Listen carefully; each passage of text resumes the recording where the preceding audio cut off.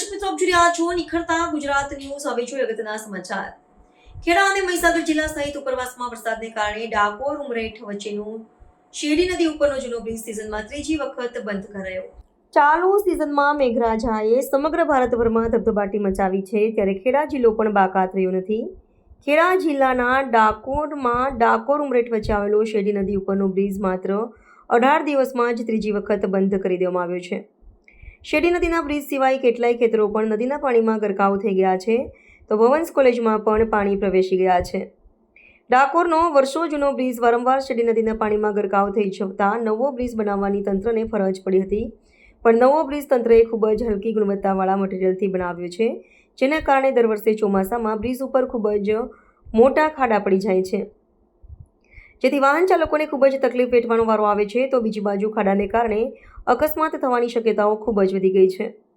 શેરડી નદી ઉપરનો જૂનો બ્રિજ દર વર્ષે વધારે વરસાદ અને ઉપરવાસના છોડાયેલા પાણીને કારણે ડૂબી જાય છે, જેથી બસો, રિક્ષાઓ તેમજ મોટા વાહનોને અવરજવરમાં ખૂબ જ તકલીફ પડે છે. તો કેટલાક 15 દિવસમાં માર્ગ અને મકાન વિભાગે માત્ર કાગળ ઉપર જ કામગીરી કરી હોય તેવું લાગે છે.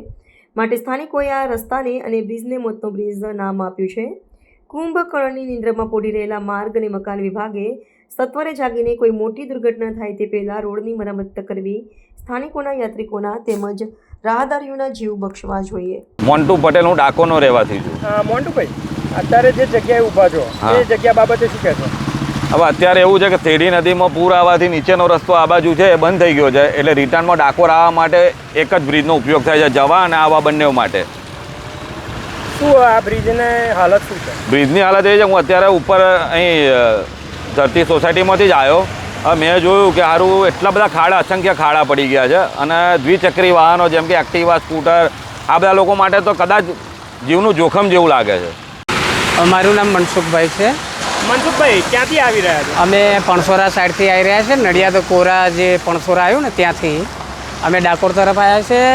આ રોડ તો એવા ભંગાર થઈ ગયા છે કે દરેક વાહન ચાલકને ભારે જહેમત ઉઠાવવી પડે છે, કેમ કે નાના સાધનવાળા બહુ જાળવીને ચાલે ને તો એ આ ખાડાઓમાં કંઈક ગોથું ખાઈ જાય એવી પરિસ્થિતિ સર્જાયેલી છે. બીજું કે જે આ બ્રિજ છે શેરડી નદીવાળો જે ડાકોરમાં પ્રવેશ કરે છે, બરાબર, અને મેન આશ્રમ શ્રી પુનિત સેવાશ્રમ આ દરવાજો છે ત્યાંથી મળી અને તે ઢાળ ઉતરે ત્યાં સુધી તો દરવાજામાં આ જે રોડના ખાડા તેમાં આ સાધનો જોઈ રહ્યા છો તમે, બરાબર, એ આ ખાડા પૂરવા જ જોઈએ અને રોડ વ્યવસ્થિત કરવા જ જોઈએ એવું આપણું કહેવું છે. બીજું શું કે કોઈને પણ તકલીફ ના થાય એવો આપણે શ્રેય રાખીએ છીએ. સમજો.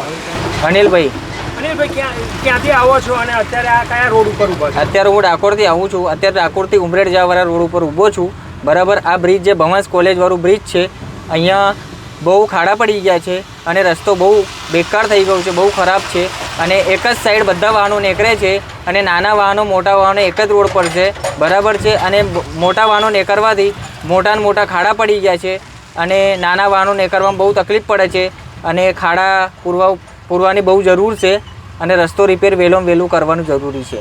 આ રસ્તો રિપેર નહીં થાય તો શું તકલીફો થાય એવું દેખાઈ રહ્યું છે? નાના વાહનોને તકલીફ પડશે, નાના વાહનો પલટી મારી જાય, કોઈ તો મોટા વાહન બી પલટી મારી જાય, મોટા ખાડા છે એટલે બહુ તકલીફ છે. બાઇકો વાળાઓને તો બહુ તકલીફ પડશે, બરાબર છે. એટલે આ રસ્તો વહેલું કરે તો બહુ સારામાં સારું, નકર દુર્ઘટના થવાની શક્યતા છે અહીંયા.